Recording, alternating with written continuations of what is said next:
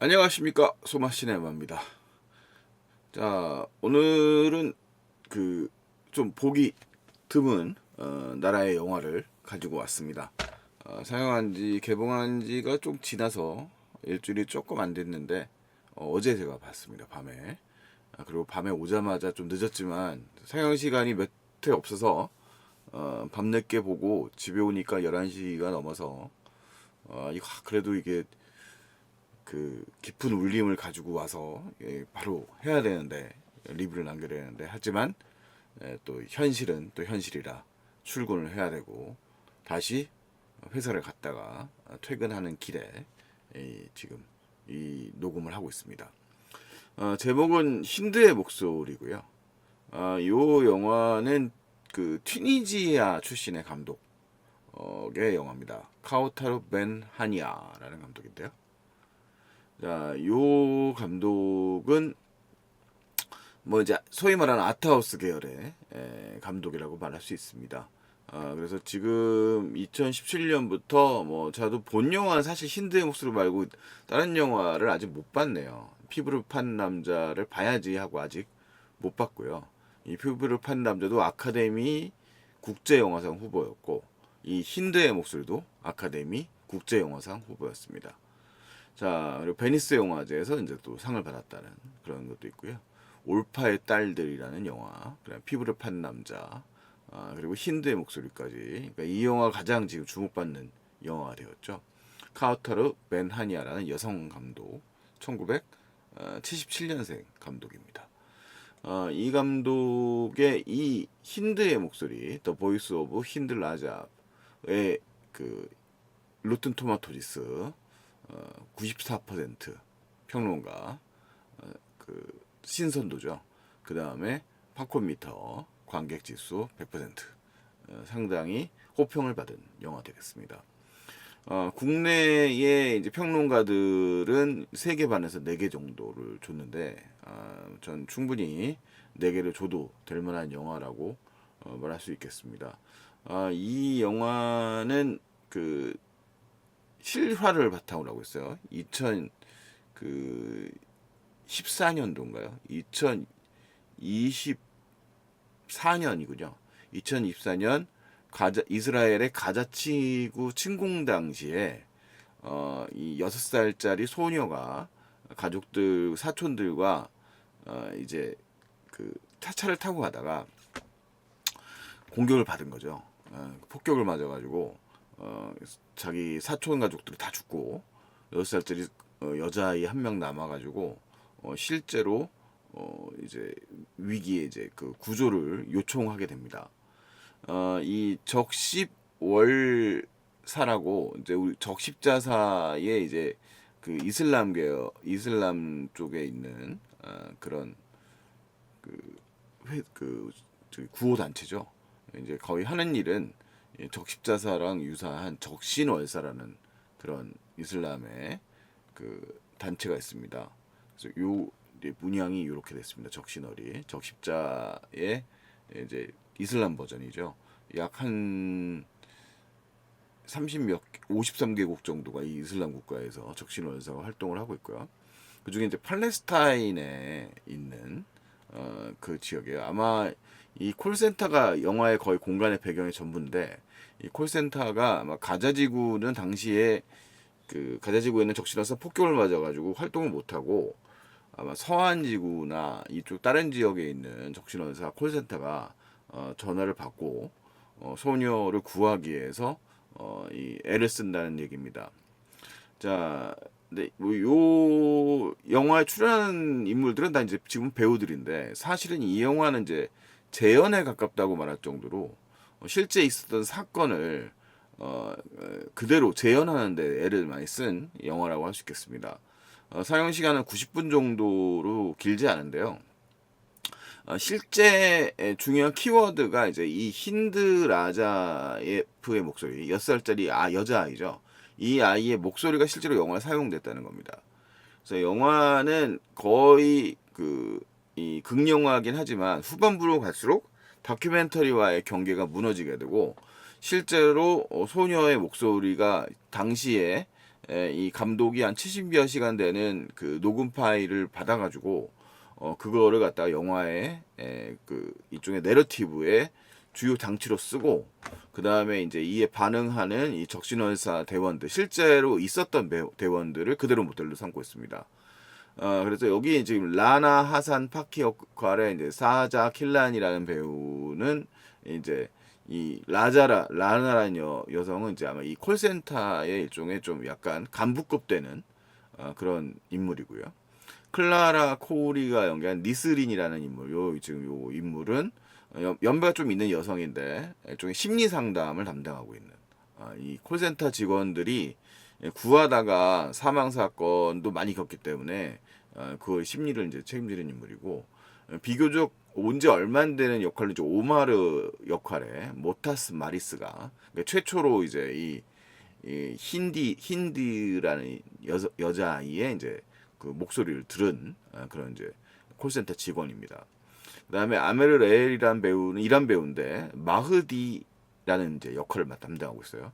마흐디는 이제 이 행정적 처리를 해주는.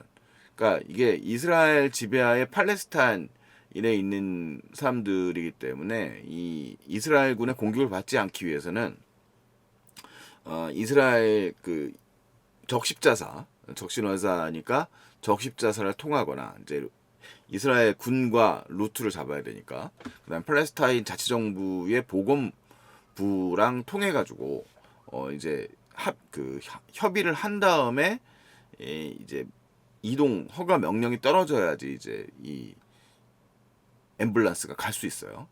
그래서 이 되게 황당하기 짝이 없는 이야기인 게 이 소녀가 지금 처해 있는 그 장소 아마 저기 주유소에서 차가 파괴된 상태에서 시신들이 저기 가족들이었지만 이 슬프게도 소녀도 이들이 시신이라는 걸 알고 있어요. 피를 흘리고 있는 죽어 있는 시신들과 함께 오랜 시간 동안 이 차 안에 있는 거죠. 그 하나만으로도 거의 이제 뭐 트라우마에 잡힐 만한 일인데 더구나 구급대원 앰뷸런스는 8분 거리에 있습니다만 이 행정 처리가 되지 않기 때문에 행정 처리를 이 지난한 과정을 통해서 가야 되니까 아주 미치고 팔딱질 정도로 출동을 못하고 있는 상태가 이 영화의 내러티브라고 할 수 있겠습니다. 그러니까 영화는 이게 그 복잡한 스토리일 수는 없어요. 결과적으로는 이 어차피 이제 지금 현재의 이란 전쟁 속에서 이제 이스라엘의 민낯이 많이 좀 세계적으로 많이 알려지게 됐는데 이 이스라엘군이 팔레스타인에 대한 포갑적인 정책들을 이제 많이 시도했다는 사실들은 뭐 오랫동안 알려져 있는데 그들의 이쪽 선민사상 시오니즘이 작동한 이들의 형태가 얼마나 그 잔혹한가에 대해서 이 영화는 목소리를 높이고 있는 영화라고 할 수 있습니다. 실제 사건을 바탕으로 해서 하지만 영화의 스타일 자체는 이 영화의 실제 이스라엘군 역할에 이제 소위 말하면 뭐 이 영화의 입장에서는 이스라엘군이 일종의 빌런이 되는 건데 그 이스라엘군은 실제 등장하지 않고 영화는 거의 상영 시간의 대부분은 이 콜센터 내에서의 초긴장 상태의 이야기로 끌고 갑니다. 그래서 이게 보고 있으면 상당히 고통스러울 수밖에 없는 영화인데 그러면서 동시에 일단은 이제 조마조마한 마음으로 영화의 긴장의 끈을 놓을 수 없게 만든 영화인 거죠. 영화의 결말은 어떻게 될까요? 일단은 과연 소녀는 구해질 건가가 일단은 이 스릴러적인 이 영화의 결말일 거고요. 물론 이 영화의 그 사실을 뭐 역사적 사실을 알고 있는 분들도 있겠지만 굳이 뭐 그것을 찾아보지 않아도 이 영화에서 이 영화의 이제 그 중심을 따라가면 뭐 이 영화가 말하고자 하는 바와 이 현재의 이제 팔레스타인의 상황들 이런 것들을 이제 체감할 수 있겠습니다. 이 영화는 상당히 호평을 많이 받은 영화라서 베니스 국제영화제 심사위원 대상 은사자상인데 올해 짐 자무시의 영화가 상을 받았을 텐데요. 그랑프리를 이 영화가 그랑프리를 못 받아서 상당히 많이 비판이 심사위원단 내부에서 있었다는 얘기가 후문으로 전해집니다. 그리고 이 영화가 이제 국제 장편영 아카데미 올해 장편 영화상에 또 역시 노미네이션 되기도 했던 영화입니다. 출품은 아마 이제 튀니지랑 프랑스가 영국 등이 이제 제작에 참여를 했고요. 이 영화의 제작자 리스트가 상당히 화려한데 뭐 그 유명한 브래드 피트나 또 헐리우드의 유명한 배우들이 이 영화의 제작에 또 도움을 줬습니다. 이들이죠. 브래드 피트, 호아킨 피닉스, 루니 마라, 그다음에 이제 멕시코의 알파스쿠아란 감독, 조나단 글레이저 등이 이 영화의 제작에 참여하기도 했습니다. 영화가 보여주는 것은 이제 결국 이제 이 영화는 어쩔 수 없이 이 콜센터 내에 있는 직원들이 이 소녀를 구하기 위한 반응들이죠. 원래 이 영화에 이제 비교적 젊음이라고 할 수 있는 오마르, 여기 이제 이 남자죠. 이 오마르는 처음엔 상당히 가볍게 온 지 얼마 안 된 직원으로 보이고 교육을 받았습니다만 이 2024년 1월 29일 가자지구에 이제 그 전화를 일단 구호 요청을 받습니다.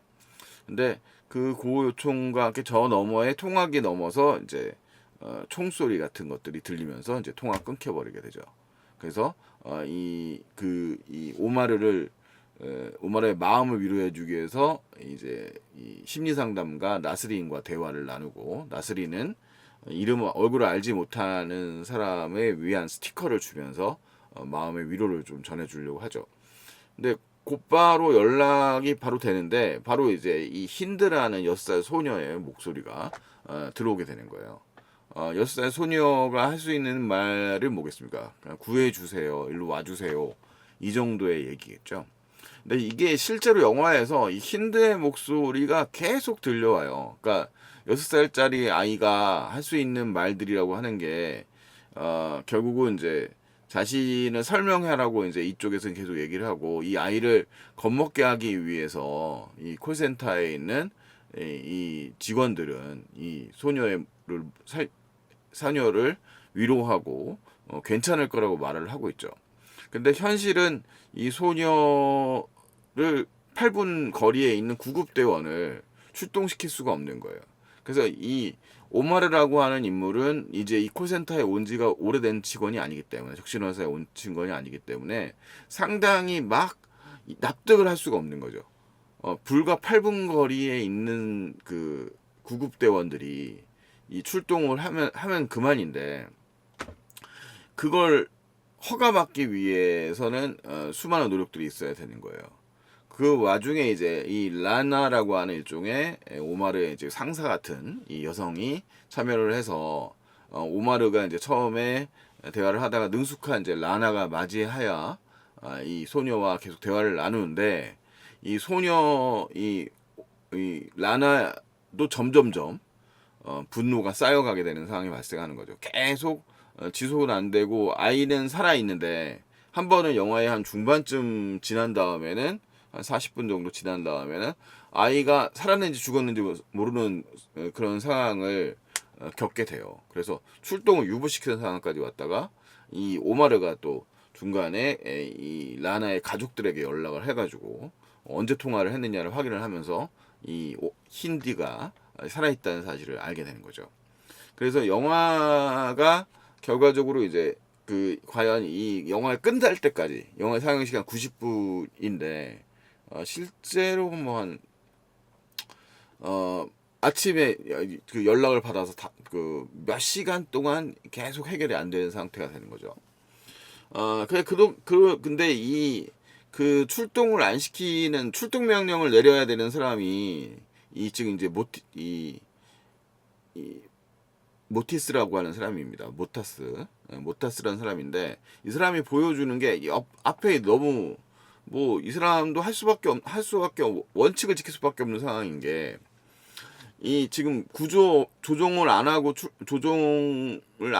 출동한 상태에서 구조대원이 이만큼 죽었다는 거죠. 이 적신원사의 직원들이.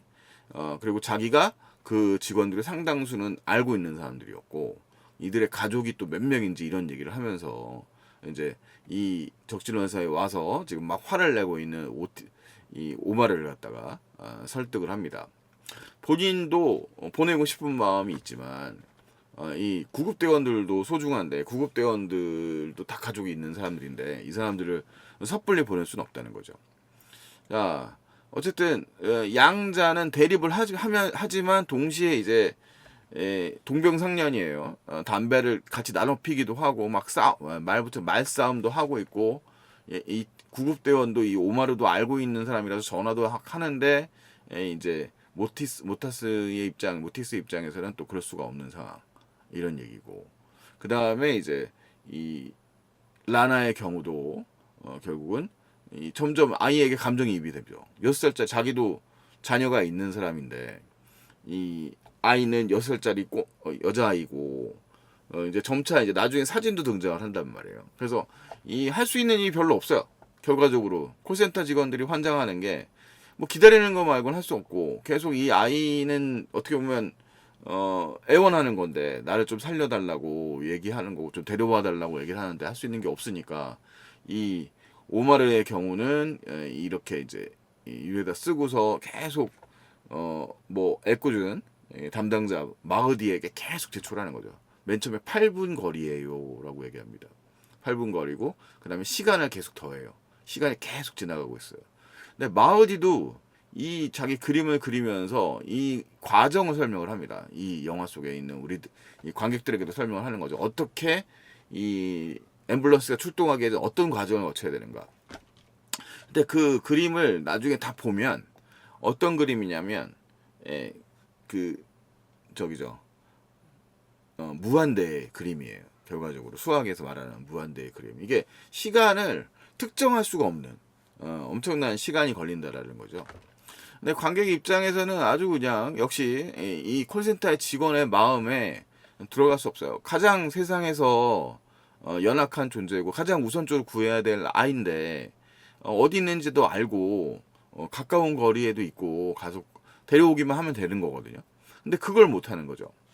나중에 이제 힌드라는 이 실제 소녀의 아이의 이제 목소리도 뿐만 아니라 이 아이의 이제 얼굴도 우리는 알게 됩니다. 영화에 보면 레코딩 파일 이렇게 파일이 붙어 있죠. 확장자가 붙어 있고. 그러니까 이게 이제 실제로 사용됐다는 걸 영화에서는 보여줘요. 그러니까 영화에 시작할 때부터 영화에 사용되는 이 음성들은 실제 힌드의 목소리라는 거죠. 영화의 제목처럼 힌드의 목소리가 실제로 우리는 사용됩니다. 영화 상영 시간 내내 그 아이의 목소리를 들을 수 있어요. 안타까운 수밖에 없는 상황들인 거죠.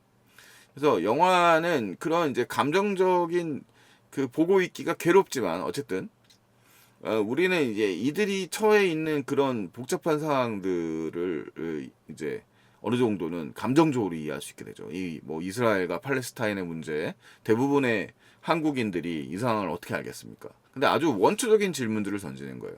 아이의 목숨이 걸렸어. 어른이 아니에요. 그냥 아이예요. 6살짜리 꼬마의 목숨이 걸렸어. 근데 그 아이를 구하는데도 왜 이렇게 힘이 들어? 이런 겁니다. 목숨을. 그래서 이제 결과적으로 이 영화의 감독인 이 튀니지 감독이죠. 이 영화의 감독 카우터르 벤 하나야도 이 힌드의 목소리를 SNS에서 들었대요. 인터뷰에 의하면. 그래서 이 직원이 파일을 가지고 결국은 SNS를 통해서 또 알리기도 하고 그러면서 이제 세상에 알려지게 된 거거든요. 영화는 이제 세상에 알려진 얘기까지는 나오지 않지만 그럴 정신이 없죠. 직원들이 모여가지고 나중에 이제 뭐 콜센터뿐만 아니라 이제 자기 개인 핸드폰을 들고서 스피커폰을 켜고 그 다음에 이제 힌드 진짜 엄마랑 다시 연결을 하고 아이를 안심시키기 위해서 진짜 별별 노력을 다 하고 저기 있는 옆에 있는 여직원은 이제 녹음을 하고 있는 거예요. 그 녹음 파일을 갖다가 이제 해가지고 해야 되고 이러면서 이제 아이를 살리기 위한 자기 나름대로의 최선을 다하는 모습들인 거죠. 눈물을 펑펑 쏟으면서 알리고 그 다음에 이제 오마르는 어쩔 수 없으니까 이 아이의 사진을 갖다가 이제 죽었다고 이제 사실 출력을 해놓은 거거든요. 처음에는 죽은 줄 알고 영화 중반에 근데 그 죽은 줄 아는 아이의 이제 사진을 갖다가 저쪽에 붙이면서 마흐디 담당자에게 계속 이제 재촉을 하고 물론 오마르도 알아요. 그러니까 자기가 막 짜증을 내고 막 이 어떻게 보면 신경질적으로 보이는 이 오마르라고 하는 인물도 그냥 평범한 사람이죠. 그렇지만 어쩔 수 자기가 할 수 있는 방법이 없으니까 엄한 마흐디에게 화를 내고 마흐디는 이것들을 이제 이 사람들이 자꾸 재촉을 하고 급하게 서두니까 오히려 이렇게 이 루트가 이제 팔레스타인 정부에서 떨어지고 났지만 이걸 또 숨기기도 합니다. 잠깐 안 보여주려고 합니다. 왜냐하면 결과적으로는 이스라엘 군에 또 허가가 떨어져야 되는 거고 이 과정도 답답한 게 가다가 뭐 폭격이고 전쟁이 터졌으니까 무너진 건물이 있다. 그러면 앰뷸런스가 그걸 또 살짝 옆으로 가는 것만 해도 또 다시 이스라엘 군의 허가를 받아야 돼요. 자, 영화의 후반부에 가면 실제로 이 핸드폰으로 찍은 영상들이 사용이 됩니다. 그리고 이 영화가 현실과 그다음 픽션의 경계 안에서 실제로 이 배우들 영화 출연을 해서 이제 대부분의 상영시간에 등장하는 이 배우들은 영화의 등장 인물들을 연기하고 있다는 사실을 확실하게 보여줘요. 저기 이 장면에 되게 연출 되게 특이하게 봤는데 실제로 이제 배우들이 대사를 읊고 있는 장면에 실제로 그때 핸드폰으로 촬영됐던 그 영상 이것들이 사용되고 있는 거죠. 이 인물입니다라고 얘기해주고 있어요. 그리고 이 사람들의 모습을 이 핸드폰, 이 손이 등장하고 핸드폰으로 등장하고 있는 모습이 보여주는 거죠. 자, 그 속에서 이제 영화는 결과적으로 그 이 맨 마지막에는 이제 마지막에 이 영화의 현장, 그러니까 이게 실제로 그 아이를 출동하러 가고 앰뷸런스가 출동을 한 다음에 나중에 상황이 꼬여가지고 이 아이를 확인하기 또 이 사건의 현장을 확인하기에는 또 12일이라는 시간이 또 걸립니다. 그래서 이 영화의 결말에 가서야 현장이 어떤 풍경인지가 나옵니다. 영화 우리 있는 상영 시간 내내 우리랑 같이 답답하게 짝이 없어 하는 이 콜센터의 직원들이 계속 보여지고 그들 속에서 이제 각종 뭐 감정의 파고들이 막 왔다 갔다 하고 있는 상황이 형성되고 있는 거죠. 그래서 뭐 어렵지 않아도 그러니까 영화에는 잔혹한 장면이 등장하지 않습니다. 잔혹하죠. 영화는 잔혹합니다. 상황이 너무 잔혹하고 6살 여자아이가 갇혀 있는 상황인데 그 아이의 실제로 이제 영화적으로 뭔가 픽션으로 나타난 게 아니라 이 영화에는 오직 그 아이의 실제 사용했던 목소리가 들리고 그 다음에 그때 현장에서 활동했던 사람들의 그 녹음 파일에는 그 상담했던 이 콜센터 직원들의 실제 목소리가 또 같이 있겠죠. 근데 그 목소리랑 다른 목소리죠. 이 영화 배우들이 갖고 있는 목소리는. 근데 그들의 목소리를 뭐 굳이 억지로 짜 맞춰서 똑같이 맞추려는 일치성을 높이려고 하지 않습니다. 그러니까 이 영화는 어쨌든 사실에서 출발한 영화라는 것을 확실하게 좀 보여주는 그런 오히려 장치죠. 이 영화는 진짜야. 영화에 나오는 일들은 현실이었어. 라고 말하고 있는 영화입니다.